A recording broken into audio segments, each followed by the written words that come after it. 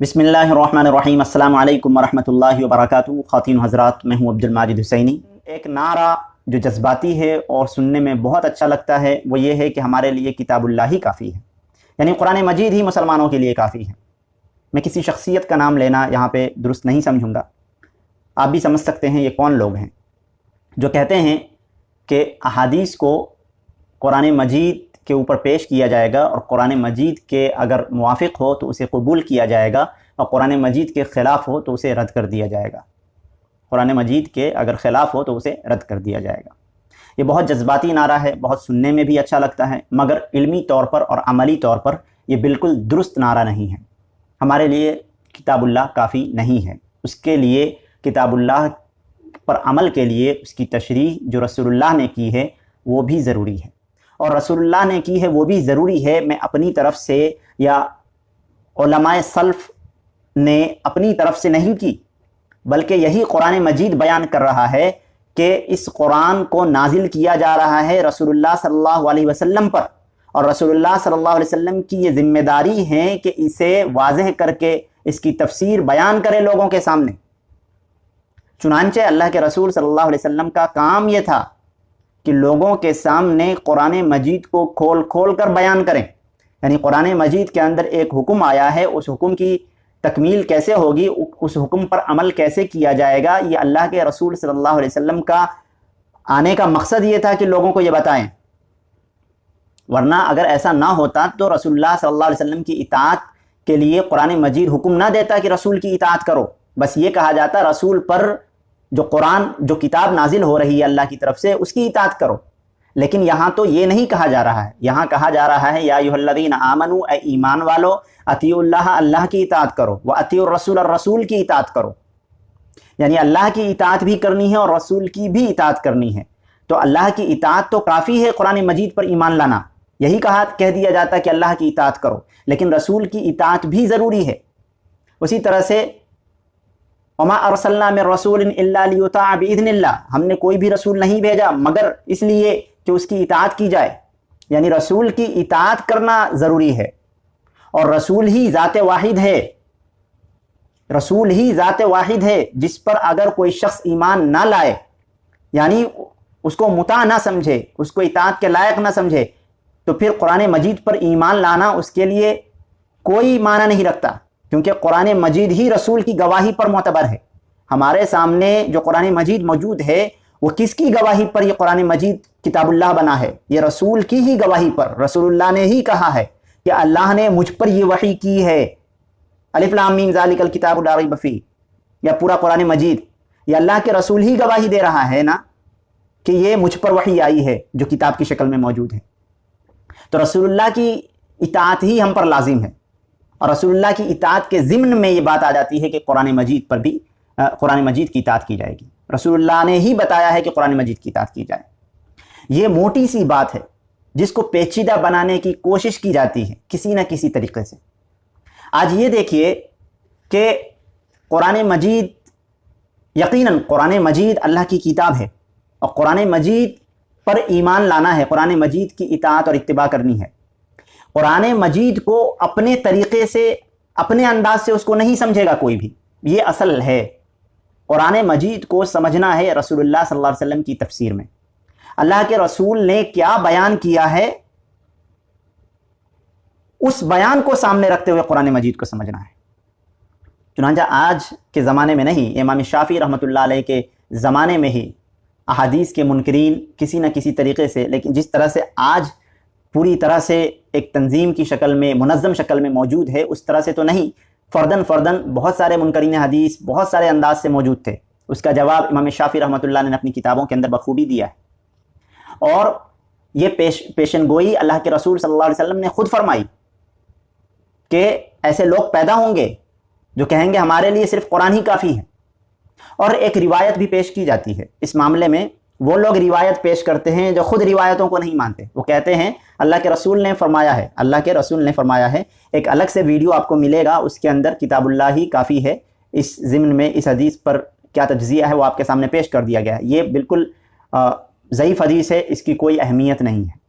और ये कौन लोग पेश करते हैं इस हदीस को? वही लोग जो हदीस को हुज्जत ही नहीं मानते, یعنی جس چیز کو تم حجت نہیں مان رہے ہو اسی چیز کو سامنے لا کے دلیل بنا کر پیش کر رہے ہو، یہ بھی بہت مضحکہ خیز بات ہے۔ چنانچہ حضرت ابو رافع رضی اللہ تعالیٰ عنہ کہتے ہیں کہ رسول اللہ صلی اللہ علیہ وسلم نے فرمایا، میں تم میں سے کسی کو اس حال میں نہ پاؤں کہ وہ اپنی مسند پر ٹیک لگائے بیٹھے ہوں اور اس کے پاس میرے ان احکامات میں سے جن کا میں نے حکم دیا ہے یا جن سے میں نے منع کیا ہے کوئی حکم پہنچے، اور وہ یوں کہے میں نہیں جانتا، ہم نے جو کتاب اللہ میں پایا ہے اس کی اتباع کرتے ہیں۔ یہ روایت ترمذی کے اندر، ابو داود کے اندر، ابن ماجہ کے اندر، مسند احمد کے اندر اور بہقی کے اندر موجود ہے۔ یہ دیکھیے حضرت ابو رافع اس کے راوی ہیں، وہ فرماتے ہیں کہ رسول اللہ نے فرمایا کہ میں تم میں سے کسی کو اس حال میں نہ پاؤں کہ وہ مسند پر ٹیک لگائے بیٹھا ہو، مسند پر ٹیک لگائے بیٹھا ہو، یعنی یوں سمجھیے آج کے زمانے میں چیئر پہ بیٹھا ہو، مائک سامنے ہو اور کیمرہ سامنے ہو، اور وہ یوں کہے کہ ہم نہیں جانتے یہ کیا چیز ہے، اسے تو ہم نے کتاب اللہ کے اندر نہیں پایا، یعنی ہمارے سامنے قرآن موجود ہے، دیکھ لو ڈھونڈ کے شروع سے لے کر آخر تک، اس میں تو ایسی کوئی بات نہیں ہے، یہ نہ کہے۔ یہ ترمذی کے اندر موجود ہے، احادیث کے اندر موجود ہے، اور یہ صحیح روایت ہے، یعنی اللہ کے رسول صلی اللہ علیہ وسلم نے پہلے ہی خبر دے دی ہے۔ ایک اور روایت جو اس کی اور مزید تفصیل کرتی ہے وہ آپ کے سامنے پیش کرتا ہوں، اس کا ترجمہ آپ کے سامنے پیش کرتا ہوں۔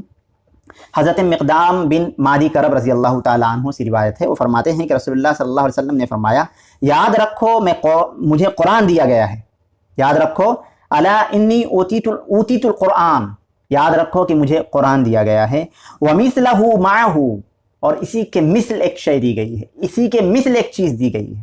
تو قرآن رسول اللہ کو دیا گیا اور اسی کے مثل ایک چیز دی گئی۔ تو قرآن تو دیا گیا جو آپ حوالے کے طور پہ پیش کر رہے ہیں اور ہم بھی پیش کرتے ہیں، ہم دین کا ماخذ قرآن کو سمجھتے ہیں، بنیادی ماخذ، سب سے نمبر 1 پر ماخذ، وہ آپ بھی سمجھتے ہیں، لیکن آپ کہتے ہیں ان دو گتوں کے درمیان جو قرآن مجید موجود ہے اس کے علاوہ ہم کسی چیز کو دین کا ماخذ نہیں سمجھتے، اس کے علاوہ کسی چیز کو دین کا ماخذ نہیں سمجھتے۔ اس کی تردید اللہ کے رسول نے یہ کی ہے، یہ دیکھیے کہ یاد رکھو مجھے قرآن دیا گیا ہے اور اس کے ساتھ اس کے مثل بھی دی گئی۔ سنو ایک وقت آئے گا کہ ایک پیٹ بھرا آسودہ حال شخص اپنی مسحری پر بیٹھ کر کہے گا، اس قرآن کو لازم پکڑ لو، جو تم اس میں حلال پاؤ اسے حلال قرار دو اور جسے تم حرام پاؤ اسے حرام قرار دو۔ یعنی جو قرآن مجید کے اندر حرام ہے اسے حرام سمجھو، جو قرآن مجید کے اندر حلال ہے اسے حلال سمجھو۔ مطلب کیا ہے کہنے کا کہ کچھ لوگ ایسے ہیں اور کچھ لوگ ایسے پیدا ہوتے رہیں گے، یہ اللہ کے رسول نے خبر دی ہے، اس سے آگاہ کیا ہے کہ وہ کہیں گے قرآن مجید کے اندر جو حرام ہے وہ حرام ہے، جو حلال ہے وہ حلال ہے۔ قرآن مجید کے باہر سے حرام حلال ثابت نہیں ہوتا، لیکن اللہ کے رسول کا کہنا یہ ہے کہ مجھے قرآن دیا گیا ہے اور اسی کے مثل ایک شے دی گئی ہے۔ وہ شے کیا ہے؟ حدیث رسول، یعنی رسول اللہ صلی اللہ علیہ وسلم کا بھی فرمان ہے۔ آگے دیکھیں اس کی پوری تشریح آ جائے گی۔ حالانکہ جو اللہ کے رسول نے حرام کیا ہے ایسے ہی حرام ہے جیسے اللہ تعالیٰ نے حرام کیا ہے، یعنی جس طرح سے قرآن مجید نے کسی چیز کو حرام کیا ہے سیم اسی طرح سے کسی چیز کو اللہ کے رسول نے حرام کیا ہے وہ بھی حرام ہے، سیم اسی طرح سے، یعنی یہ خود اللہ کے رسول کا فرمان ہے کہ جو اللہ کے رسول نے حرام کیا ہے ایسے ہی حرام ہے جیسے اللہ تعالیٰ نے حرام کیا ہے۔ یعنی قرآن مجید میں اگر کوئی شے حرام ہے تو اسی طرح سے حرام وہ چیز بھی ہے، وہ شے بھی ہے جس کو اللہ کے رسول نے حرام قرار دیا ہے اور وہ حدیث رسول کے اندر موجود ہے۔ اب یہ دیکھیے، سنو گھریلو گدھا بھی تمہارے لیے حلال نہیں۔ اب دیکھیے قرآن مجید شروع سے لے کر آخر تک آپ دیکھ لیجئے، کہیں پر یہ نہیں ہے کہ گھریلو گدھا حرام ہے، کہیں پر نہیں، یہ حدیث کے اندر موجود ہے۔ اللہ کے رسول نے کیا فرمایا؟ سنو گھریلو گدھا بھی تمہارے لیے حلال نہیں، حرام ہے، قرآن مجید میں موجود نہیں ہے، یہ حدیث رسول میں موجود ہے۔ تو اللہ کے رسول نے کیا خبر دیا؟ آگے دیکھیے، اور نہ ہی درندے حلال ہیں، اور نہ ہی درندے حلال ہیں۔ قرآن مجید کے اندر کہیں موجود نہیں کہ درندے حلال ہیں، حرام ہیں، جب یہ حدیث رسول کے اندر موجود ہے۔ اب دیکھیے، نہ ہی کسی ذمی کی گری پڑی چیز حلال ہے، نہ ہی کسی ذمی، یعنی کہ مسلمان حکمرانوں کے اندر جو غیر مسلم رہتے ہیں وہ ذمی ہیں، اور ذمی کی کوئی گری پڑی چیز تمہارے لیے حلال نہیں، اور یہ کہ اس کا مالک اس سے بے نیاز ہو۔ اگر کوئی مسافر کسی بستی میں قیام کرے تو وہاں کے لوگوں کا فرض ہے کہ اس کی مہمانی کا حق ادا کریں، اگر وہ ایسا نہ کریں تو وہ ان کی غفلت کا تاوان لے سکتا ہے۔ یعنی لازم ہے کہ وہ مہمان نوازی کریں کسی مسافر کی. تو دیکھیے یہاں پر موٹی موٹی مثال یہ ہے، اور یہ روایت ابو داود کے اندر، ترمذی کے اندر، ابن ماجہ کے اندر، مسند احمد کے اندر موجود ہے اور صحیح سند کے ساتھ موجود ہے. ان دونوں حدیثوں سے کیا پتہ چلتا ہے؟ ان دونوں حدیثوں سے پتہ چلتا ہے کہ اللہ کے رسول نے خبر دی ہے کہ کچھ لوگ ایسے ہوں گے، کچھ اپنے آپ کو دانشمند کہنے والے لوگ ایسے ہوں گے جو اصول پیدا کریں گے، اصول اختراع کریں گے، اور یہ کہیں گے، اصول بنانے کے بعد یہ کہیں گے کہ ہمارے لیے قرآن مجید ہی کافی ہے، جو اس کے اندر حلال ہے وہ حلال ہے، جو اس کے اندر حرام ہے وہ حرام ہے. جو اس کے باہر سے یعنی کہ حدیث رسول سے اگر کوئی حرام چیز ہمیں ملتی ہے کہ یہ چیز حرام ہے، کوئی خبر ہمیں ملتی ہے کہ یہ چیز حرام ہے، اسے حرام سمجھنے کی ضرورت نہیں ہے. کوئی چیز حلال ہے تو حلال سمجھنے کی ضرورت نہیں ہے. وہ یہ کہتے ہیں، ان کا انداز کہنے کا یہ ہے کہ قرآن مجید سے ہی دین کے اندر کوئی حلال یا حرام ثابت ہو سکتا ہے، اس کے علاوہ جو احادیث ہے وہ اخبار احاد ہے، اس سے دین کے اندر کوئی کمی بیشی نہیں ہو سکتی. یہ آپ نے ہمیشہ سنا ہوگا. لیکن اللہ کے رسول صلی اللہ علیہ وسلم نے یہ خبر دے دی ہے، اور اس خبر کی، اور یہ خبر تو حدیث میں موجود ہے. آپ تو یہ کہہ دیں گے کہ یہ حدیث سے ثابت ہے، اسی لیے اس کو دلیل کے طور پر کیسے پیش کیا جا سکتا ہے؟ قرآن مجید ہی تو بیان کر رہا ہے نا، اللہ کی اطاعت کرو، رسول کی اطاعت کرو. یعنی رسول اللہ کی اطاعت تو ضروری ہے نا، تو رسول اللہ کے قول کو لینا ہمارے لیے کیا ضروری نہیں ہے؟ رسول اللہ کی اطاعت کیسے ہوگی پھر؟ قرآن مجید ہی کہہ رہا ہے نا کہ اللہ نے قرآن مجید کو نازل کیا ہے تاکہ آپ لوگوں کے سامنے کھول کھول کر واضح کر دیں، اس کی تفسیر کر دیں. تو قرآن مجید جو اللہ کی طرف سے جبرائیل لے کر آئے وہ رسول اللہ پر، رسول اللہ نے صحابہ کرام کو بتایا اور لکھایا، محفوظ کرایا. یہ قرآن مجید ہے، دو گتوں کے درمیان موجود ہے. پھر اس کی تفسیر، اس کا تبیان جو رسول اللہ نے کیا، رسول اللہ کی ایک بڑی ذمہ داری تھی جو قرآن نے بیان کی، تو وہ کہاں موجود ہے؟ وہ احادیث رسول میں موجود ہے. تو پھر احادیث رسول کو آتھینٹسٹی جو ہے، یعنی کہ قرآن مجید کی جو حیثیت جس طرح سے دین کے اندر ہے، اسی طرح سے احادیث رسول کی بھی حیثیت ہے، وہ قرآن مجید ہی تو بیان کر رہا ہے. اسی لیے ان دونوں حدیثوں کو ہم نے پیش کیا ہے کہ اللہ کے رسول نے پہلے ہی خبر دے دی ہے کہ ایسے کچھ لوگ پیدا ہوں گے جو احادیث کا انکار ڈائریکٹ تو کرنے والے کرتے ہی ہیں، تو لوگ تو جانتے ہیں احادیث کے منکر ہیں. لیکن کچھ لوگ تو ایسے ہیں جو کہتے ہیں ہم حدیث کو مانتے ہیں لیکن دین کے اندر کوئی ماخذ نہیں سمجھتے، بس یہ اوپر اوپر کی باتیں ہیں، اخبار احاد ہے، یعنی خبر واحد ہے، لوگوں نے ہم تک بات پہنچا دی ہے، فقط یہ ظنی ہے، قطعی نہیں ہے. یہ سب ٹرم سب یوز ہوتا ہے. انشاءاللہ تعالیٰ آگے میں انشاءاللہ بیان کروں گا یہ کیا ٹرم ہے ظنی اور قطعی کا، لیکن کسی نہ کسی بہانے سے اس کو رد کرنے کی کوشش پہ لگے رہتے ہیں. لہذا آپ کو یاد رکھنا چاہیے کہ جس طرح سے قرآن مجید دین کے اندر حجت ہے، اسی طرح سے صحیح احادیث جس کے اندر اللہ کے رسول کی سنتیں موجود ہیں وہ بھی حجت ہیں. مجھے امید ہے کہ آپ حضرات نے اس کا جو نچوڑ ہے وہ آپ نے سمجھ لیا ہوگا. آپ حضرات سے اجازت چاہتا ہوں، جب تک کے لیے انشاءاللہ تعالیٰ پھر ملیں گے کسی خاص ٹاپک کے ساتھ. آپ حضرات سے گزارش ہے کہ چینل کو سبسکرائب کریں، ویڈیو کو دوسروں تک شیئر بھی کریں تاکہ ان کو بھی اس کا فائدہ ہو. السلام علیکم ورحمۃ اللہ وبرکاتہ.